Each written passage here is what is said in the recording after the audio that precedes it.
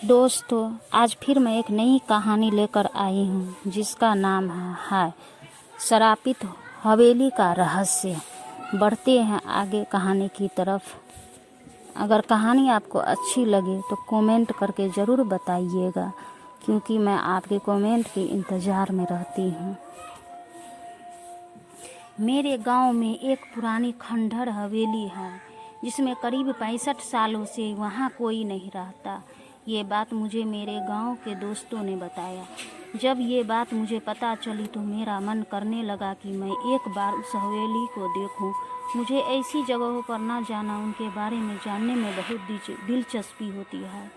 फिर एक दिन मैं अपने दोस्तों के साथ वहां जाने का प्लान बनाता हूं और उस खंडहर हवेली के सामने पहुंच जाता हूं। वहां दूर दूर तक कोई आता जाता नहीं था।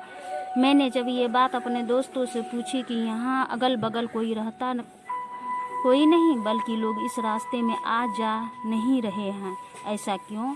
तो मेरे दोस्तों ने बताया, ये हवेली सिर्फ पुरानी और खंडहर नहीं है, बल्कि ये हवेली एक भूतिया शरापित हवेली है। मैं बोला, ऐसा तुम इतने यकीन से कैसे कह सकते हो? मेरे दोस्तों ने कहा, यहाँ पूरे गांव का यही मानना है। इसके बारे में एक बहुत पुरानी और सच्ची घटना यहाँ प्रसिद्ध है। मेरे मन में इसके बारे में जानने का ख्याल और बढ़ने लगा और पूछा कि क्या है इसके पीछे की कहानी। तब उनमें से एक दोस्तों ने मुझे बताना शुरू किया। आज से करीब 65 साल पहले इस हवेली का मालिक बहुत बड़े जमींदार हुआ करते थे। उनकी एक पत्नी भी थी जो बहुत सुंदर थी। उनका नाम सुलेखा था। उस समय ही डाकुओं के खौफ से लोग डरते थे। डाकुओं की टुकड़ी जिस गांव में भी घुसती थी उस गांव की पूरी तरह बर्बाद कर देती थी। एक बार डाकुओं के सरदार को जमींदार के धन और संपत्ति पर नजर पड़ी, जिसके बाद उसके जमींदार के घर डकैती डालने का सोचा। इस पर सभी डाकुओं ने हाँ कर दिया। फिर एक दिन वो भी गया। जमींदार ने कभी सोचा भी नहीं होगा। डाकुओं ने एक दिन जमींदार के हवेली पर रात में डकैती मार दी। जमींदार ने भी अपनी सुरक्षा के लिए अपने पहले से ही कुछ सिपाही और नौकर रखे हुए थे, जो डाकुओं के हवेली पर आने पर उनसे लड़ पड़े।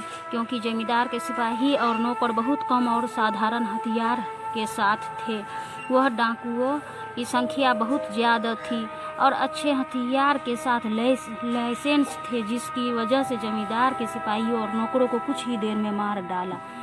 ये सब जमींदार देखने के बाद सोचा, इससे पहले कि डाकू हवेली का दरवाज़ा तोड़कर अंदर घुस जाए, उसे अपनी पत्नी और खजाने को छुपा देना चाहिए। फिर उसने उस खजाने को हवेली में ही किसी खुफिया जगह पर छुपा दिया और अपनी पत्नी को एक कमरे के अंदर एक और खुफिया कमरे में छुपा दिया और बाहर से कमरा बंद कर दिया। इसके बाद कुछ ही देर में डाकू हवेली का दरवाज़ा तोड़कर अंदर घुस गए, जिसमें जमींदार की मौत डाकुओं के हाथों हो गई। पर जमींदार ने मरते मरते अपने खजाने का पता उन डाकुओं को नहीं बताया।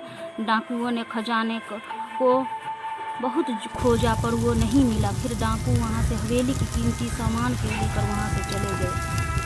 पर जमींदार की पत्नी, जो एक खुफिया कमरे में बंद थी, उसका पता किसी को नहीं था।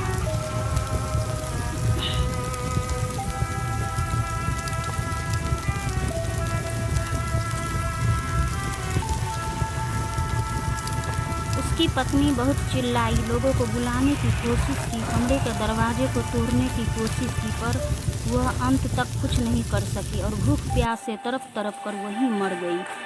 उसके मरने के बाद उसकी लाश के बदबू से लोग हवेली में गए और कमरे को तोड़कर उसकी लाश को वहाँ से निकालकर उसका अंतिम संस्कार किया। कहा जाता है कि आज भी वो अपनी पति का इंतज़ार उस कमरे में करती है। उसका पति कभी तो आएगा और उसे उस कमरे से आज़ाद करेगा और आज भी उसके हवेली में घुस बैठी या उनके बिना इजाज़त के अंदर आने वाले को सजा देती है। आज भी शरापित है वो हवेली। मैंने अपने दोस्तों से यह कहानी सुनकर उन पर विश्वास नहीं किया। मैंने पूछा, क्या यार, तुम लोग भी न कब की बात आज तक लेकर बैठे हो? इसका कोई सबूत है तुम लोगों के पास? तो उन लोगों ने बोला, कुछ लोगों ने इस हवेली में जाने की और वहाँ रुकने की गलती की थी, जो आज तक इस सदमे में को भूल नहीं पाए हैं। मैंने पूछा, ऐसा क्या हुआ उन लोगों के साथ इस हवेली में? तब दोस्तों ने मुझे बताया, एक बार एक अपराधी जेल से भाग जाता है, इस हवेली में आकर छुप जाता है। इसके बाद कोई कुछ नहीं जानता कि इस हवेली में उसके साथ क्या हुआ था। बस दूसरे दिन उस अपराधी के लाश उस हवेली में मिली। मैंने बोला, ये हादसा भी हो सकता है।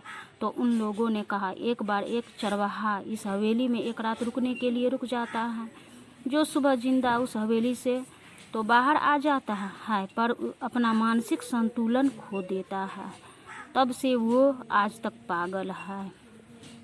ये सब बातें सुनकर मेरी हिम्मत नहीं हुई उस हवेली के अंदर जाने की, इसीलिए हम लोग वहाँ से घर चले गए और दोबारा फिर मैं कभी उस हवेली को देखने के लिए नहीं गया। दोस्तों, कैसा लगा आपको हमारी कहानी? प्लीज़ कमेंट करके ज़रूर बताइएगा। मिलते हैं फिर आगे की कहानी में, तब तक के लिए जय।